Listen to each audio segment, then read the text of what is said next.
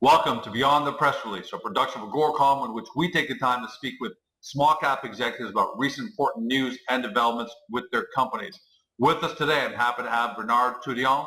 He's chairman and CEO of HPQ Silicon Resources, first time ever up until now, formerly known as Eurogold Bay. The company trades on the TSX Venture Exchange under the stock symbol HPQ. Now, for those of you who are new to the story, HPQ is a junior exploration company that's planning to become a vertically integrated producer of solar-grade silicon metal. More than just lip service, the company is the largest holder of high purity quartz properties in Quebec. And on June 29th of 2016, just a few weeks ago, the company on the lab scale demonstrated the ability for the company's technology to create high purity silicon metal of greater than 99.9%. The results were good enough for HPQ to make an $8 million commitment to purchase the underlying IP, as well as commission a pilot plant to produce solar-grade silicon metal. Here to talk more about that, Bernard, welcome to the show. Thank you, George. Glad to be here. It's an exciting time for us. All right, so the press release we're talking about is the one you put out August 2nd, which you announced that you're acquiring the PureVap IP from Pyrogenesis and ordering a 200 metric ton per year solar grade silicon metal pilot plant. This is simply a massive deal, an $8 million deal to acquire both of these. What gave you the confidence to take this next big step? The results we published, I think, in June 29. The fact that we understand how the system works, and those results of 3N plus the multiple of discussion we've been having with the Pyrogenesis staff made it very clear to us that there was no reason to wait.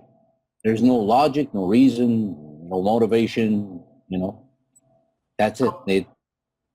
Confidence is high? Very high. Very, very high. You don't commit to that type of project at this stage. It's the next step, and we're doing it much faster than people expected. I think it came up unexpected to a lot of people, but there is absolutely no reason to wait. I can tell you now, I can tell you later, but one of the key point is the solar grade silicon market is entering a deficit. Okay? To show real value in this, we have to be quickly in a position to demonstrate this is commercially viable. That's much more important than getting a lab scale result of whatever people want. It's scalability, commercial size. That's it. All right, well, let's talk about that. Because you did say in the press release that validating, I'm going to read this, validating scalability is the next most important priority. I'm going to play devil's advocate. There have been other companies that have blown up trying to scale up their processes. What gives you guys the confidence, and specifically Pierre Carabin in the press release stated, I'm going to paraphrase here, he says, throughout Pyrogenesis history, we've successfully taken new concepts from the lab to commercialization, including their project with the U.S. Navy that started in the lab and is now a spec in all U.S. aircraft carriers. Is Pyrogenesis your ace in the hole that differentiates you from everybody else, and how? Yes, they are. We have something that nobody else has in doing this. We have a partnership with a commercial company that's specialized in taking lab concepts and bringing it up to scalability. And that's the difference. Everybody else that has attempted these ventures has always started with a university professor type of idea that came out of a university lab. And then when they start scaling up, it's the same guy that designed it that's scratching their head. And then when they hit the scalability problems, they're hitting problems that they never expected. With Pyrogenesis, it's completely the opposite. From the moment you start discussion with them of a project, they think scalability, all right? Let's be realist. It wasn't, and I'm not inventing this. The management of Pyrogenesis has said that publicly many, many times. It wasn't the $200,000 contract we signed last year that was exciting them. It was the size of the market, the potential, and getting the project where it's going to be in the next year. We have many, many discussions internally, and we don't use the word if, we use the word when. So that level, that's what's differentiates us. I don't have to build a massive headcount of scientists and geniuses to do this. Pyrogenesis has done that, and they spread it around different projects, so it's much better economical for us. Yeah, so you got a skilled group, and you're not footing the entire bill just for one research project, because the Pyrogenesis staff and the team is working on several different projects, and they amortize out that expense. Whereas other companies, I guess, have had to take that all on themselves, and it's all or nothing proposition. See, I'll give you a silly example. I used to be in manufacturing. Okay, to make money in manufacturing, you got to get your costs down to the average that you estimate it's going to be. Everything is lost in the startup and the scaling up part. Everything is you make or lose your money there. And the way you can deal with these issues, you have a team that's experienced in doing this. They know where the problems are going to be and how to deal with them. If you have a team that's the first time at it, every issue they get is the first time they hit it. I'll give you an example. We had a problem with water leak during the tests. Okay, if it was the first time around that anybody would have dealt it, it would have been a big issue. For them, it was nah, it's nothing. We'll do this, we'll change that. It worked again. Then we got back to working. That's the difference. You know, these guys are accustomed to working for the U.S. military, the U.S. Navy. These guys, they don't take, the failure.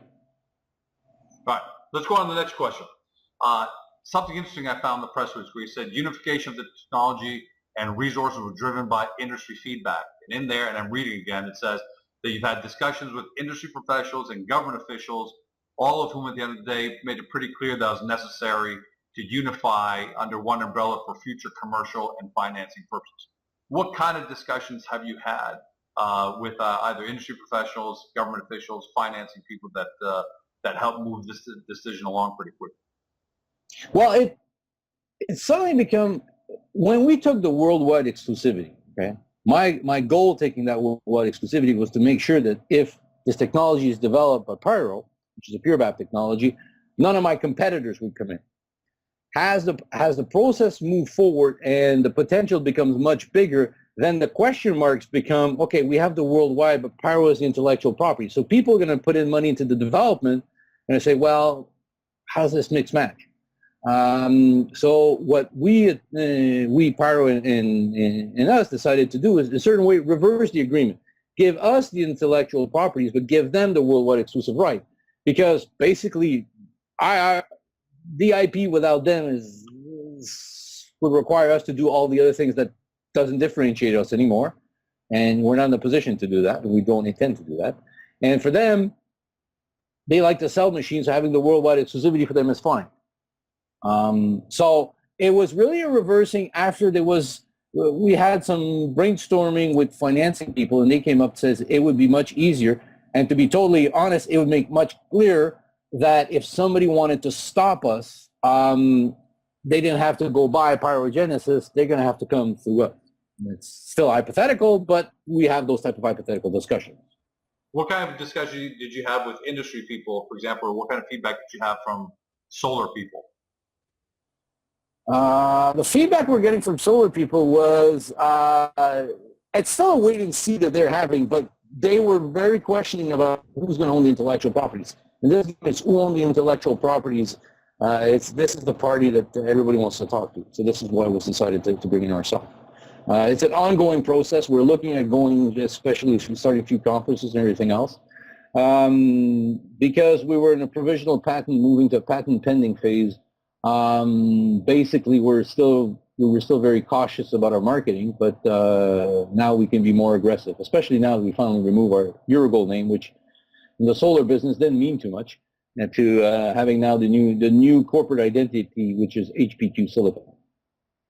Let's talk about the financial commitment over the next 30 months. It's $8.26 million, not a small amount. I know from the press release you're able to lay out some ideas there, but how do you plan to make sure you can manage it during that period of time? How do you offset risk there? Well, Judge, I'm going to contradict you. It's over 30 months.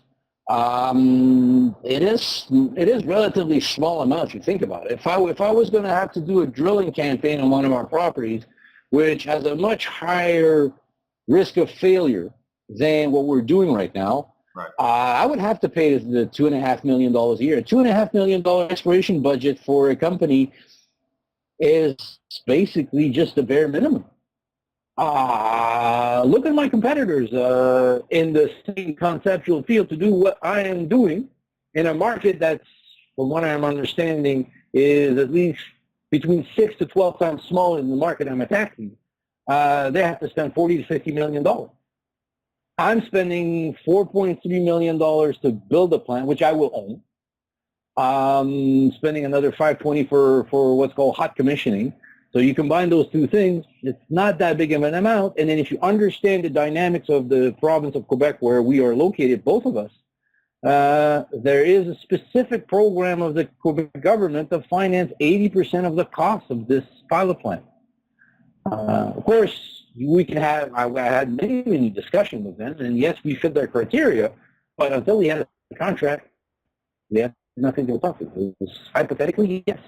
So it strengthened the position. The investors like the fact that the IP is within HPQ Silicon, and it opens the door to multiple sources of financing. All right, and last question. By the way, apologies to everyone at home. There was some glitchiness out there, and you know, it's beyond the control of Bernard and I. That's a Skype network sometimes when we do these things. Even CNN runs these problems, but we apologize for a little bit of glitchiness there. And last question, Bernard. Let's address the elephant in the room. I find it interesting that the press release didn't mention anything but the first batch of samples being sent to the second lab in the United States for further analysis. Shed some light on that for everybody.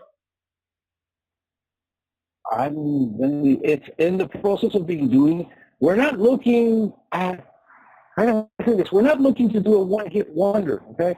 We are designing a process to develop everything moving forward. We had taken the decision to use laboratories of the NFS laboratories in Quebec City because they were top-notch in the province of Quebec and nobody was going to question the results. Now we suddenly find ourselves with an issue where it's one of those unknown, okay, that we got surprised with. And now we just want to make sure that we have the complete, quality assurance control process from beginning to end. But it's not just for those 3 tests, okay? The PureVap lab scale system is capable of producing 3 tests per day, all right?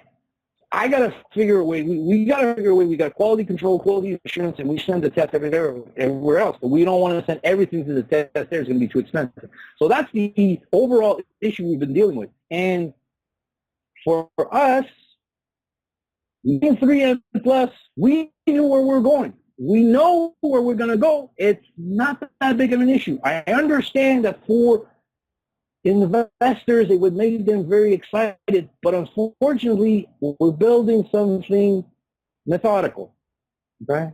If it takes a little bit longer to reach the goal, it won't change anything when the goal is reached, okay? When we come out with that news result, because I feel very confident we'll come out with that news result that we have done that level, okay, if it's this time or next time, nobody will remember these little delays. I've been in the business long enough. I'm not going to screw up something to get a quick result where I can have quality assurance control from A to Z at every step of the way. Because we're starting to deal with new laboratories, and there's new process. And that's just what we got to completely redesign. And plus, remember, it's summer month. There's a few people that are not always there to work.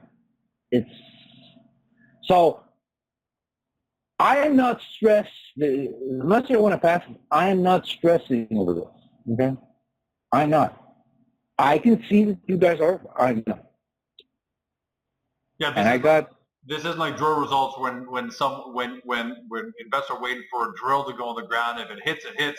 Great. If it doesn't, everything falls apart.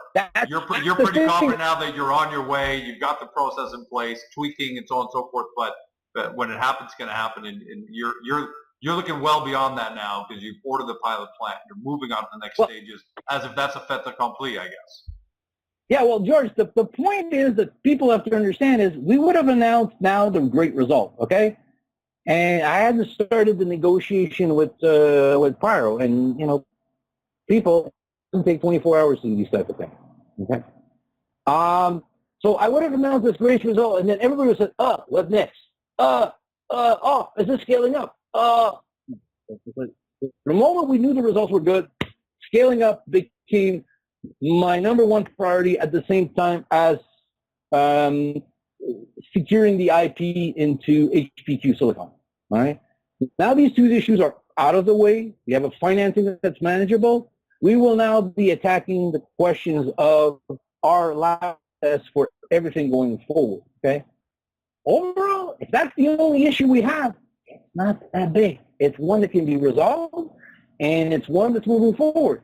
3N plus, guys, is very, very, very good. There's nobody doing this, okay? And this press release going to pilot plant has opened up. I can tell you that my email, my phone is starting to touch from people that we have been trying to contact, which haven't been paying attention to what we've been doing. Once you go to building a pilot plant, then they start paying attention to you, which is good. Bernard, we'll leave on that note. None of us can second guess you and your team, what you guys have accomplished so far over the last 18 months. You've done a fantastic job. This is a really big step. It's a logical step, and it's a great step for everybody. So we appreciate you here, taking time out at the end of the day in the summer to talk to everybody in layman's terms of what's going on. And we're looking forward to having you back on here multiple times throughout 2016 as you keep making advancements in the company. So thanks for joining us today. It's been a real pleasure as always. Thank you.